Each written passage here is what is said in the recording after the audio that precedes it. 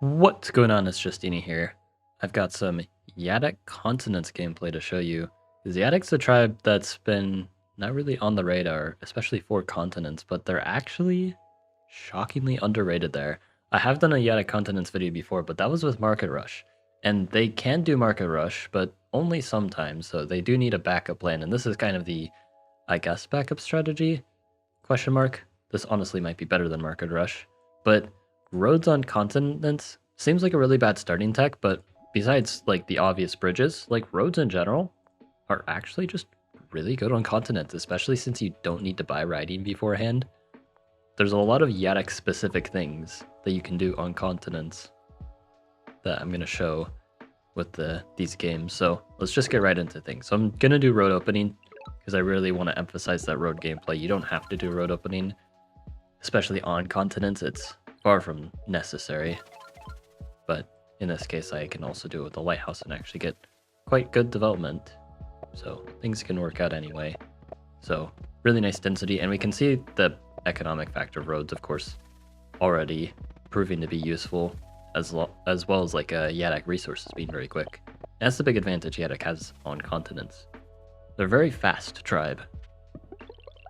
Like, they're fast in general, but how that's used on continents is a little different than other maps. So again, we're mostly going economy. That's how you play continents. You go greedy. Lots and lots of greed. We're just going to transition that into a turn 7 giant. Yes, really early. The lighthouse plus farming helping a lot. Getting Park of Fortune here now. And this early giant combined with all these roads, which will allow us to get Grand Bazaar very easily. Plus fishing, now we're already in the water. And yeah, we get a nice Explorer ruin giving us another lighthouse. The lighthouse isn't very useful, but the vision is pretty nice. Now sailing. And yeah, we're already on the water. We're going to get another Explorer for more vision. See, the opponent's a little underdeveloped, actually, which we can capitalize on. Sending this giant already in the water. Setting up another one. We already have 2 ports ready to go.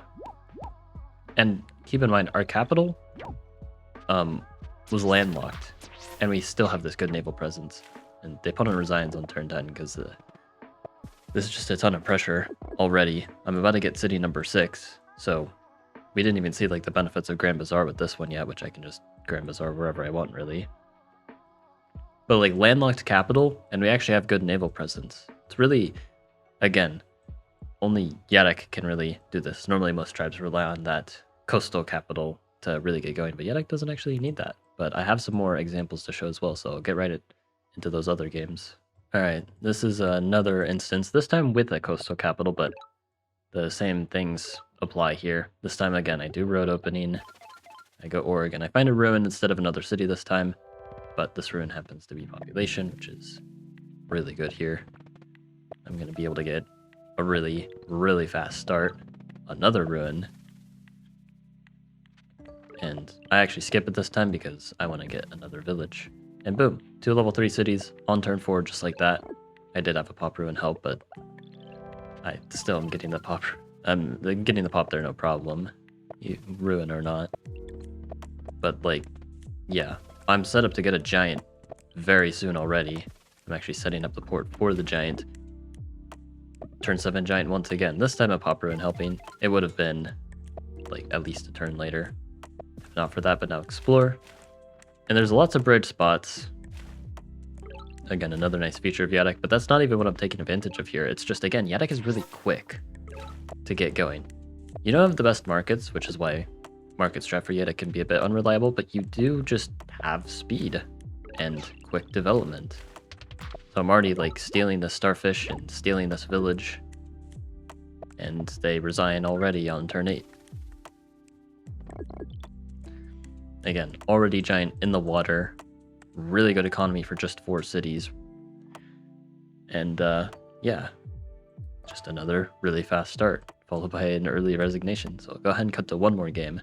All right, now one more instance of some Yadakk specific things, really making them work here. So this time I do a bit of a different opening because I want to go for fishing leading into something. I don't find a village though, I find a ruin, which gives me a vet sword. So my start's actually very slow this time in terms of expansion.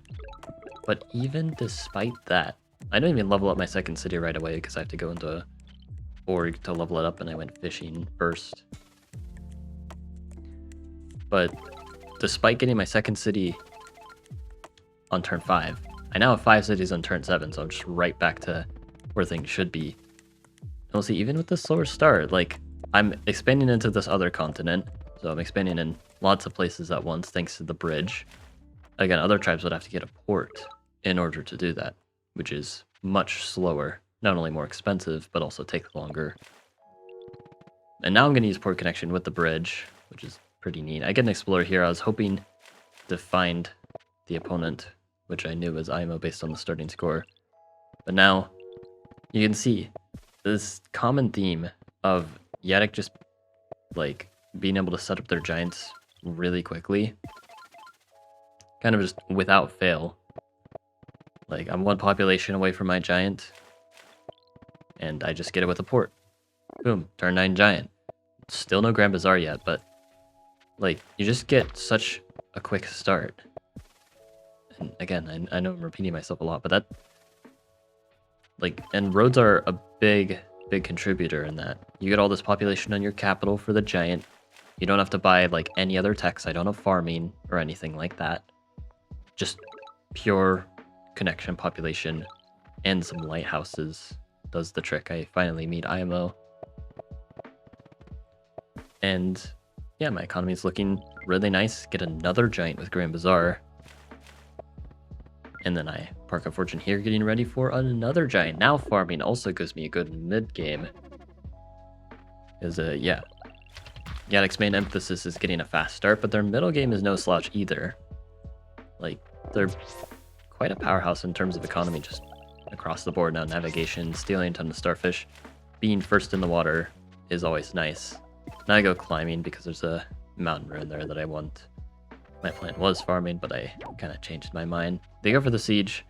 I could have unsieged if they did Vet Sword Siege, which I feel like they should have tried, but they didn't. And again, I'm just getting in the water so fast. I do a bomber because why not? And I'm just able to dominate the map basically before markets even become a factor. Like, you don't see this rush down on continents with very many tribes because usually markets and stuff does a good job. And you really don't expect it from Yadakk, but again, Yadakk can absolutely just do it. Like, we only see this counterattack now, but I've already got a giant sitting on the city. I've got a warrior here, bomber advancing. Just total control of the map. And IMO couldn't even take this 5th city on their continent. Maybe with better play they should have had it, but they would still be at like almost half the city count. And yeah, IMO's like got a tech advantage on me with like defenders and stuff.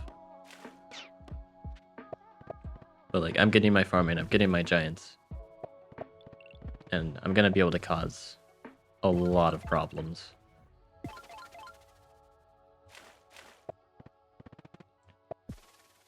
I think there's another giant. Farming's gonna give me so many giants. And another benefit, which again, you've seen in my Yadakk market video, you can get trade really early. With this sort of fast expansion strategy, not so good because you can see both techs combined is 74 stars. And that's not even getting the market set up. So if you're going for this kind of approach, you know, generally when you go naval, you don't go markets, but you can still transition into markets instead of naval. It's just with all these examples, it's been emphasis on naval because Yadakk naval is really underrated. Again, it's a very fast hitting naval, getting into the water first, getting nav and stuff and whatever. Really, really useful in being able to steal a lot of territory and really use it thanks to guaranteed Grand Bazaar, not needing a capital water access. In this case, I do have it, but I would not have gone Grand Bazaar so early if not for roads. And like, you can just see this control over the map. Again, is Yadakk like the best tribe on continents?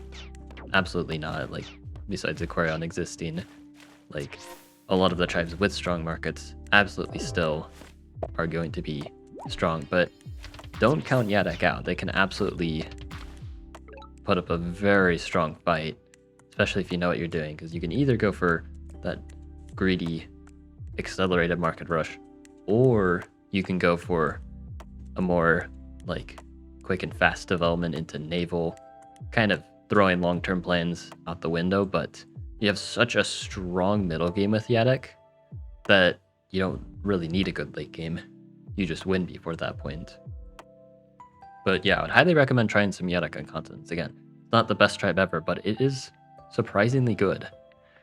And yeah, hope you guys enjoyed. Like and sub, and have a good one.